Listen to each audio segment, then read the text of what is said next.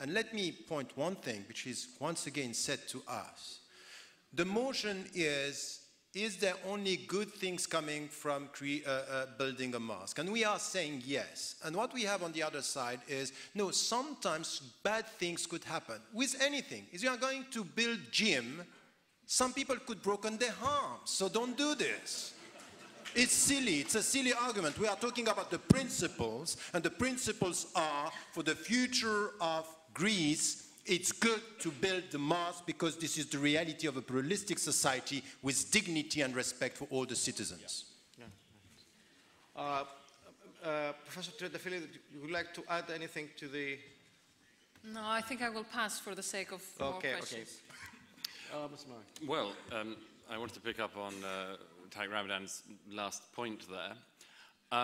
It would depend, wouldn't it, about the gym, whether or not there was a history in this set of gyms of teaching people how to break arms.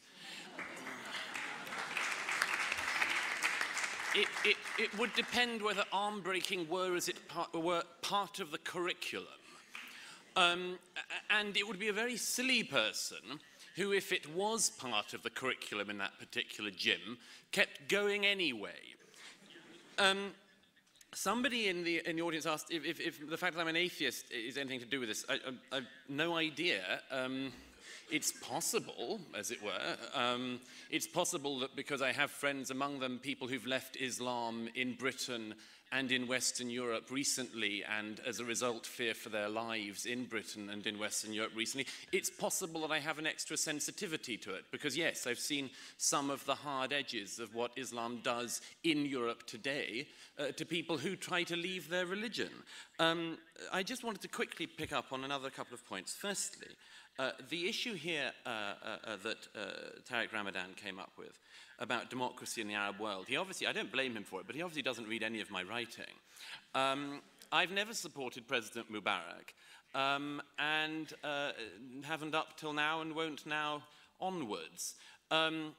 Clearly, Professor Ramadan doesn't read what I write. He would otherwise also know, however, that the reason why there are a lot of people who are very worried about Egypt in its next phase, I'm not one of them, I'm generally rather positive about the direction that Egypt and other countries will be able to take now that they've thrown off, in some cases, the dictators. Nevertheless, the reason why there is some fear is because of the terrorist movement started by your grandfather, Tariq, which poses such a threat to the Muslim Brotherhood, to Egypt and Egypt's future, because some of us are very fearful that, like the Brotherhood's offshoot, the Hamas in the Gaza, they will have one election once and murder the opposition, as the Hamas did. Finally, this has to be said. Tariq Ramadan said, the only word I know is pluralism. It appears that isn't the only word he knows. He also knows the word smear. He knows, and I think you clearly underestimate this audience if you think you simply have to come to Greece and say that your opponents are pro-Israel lobby and that you'll be able to turn against them.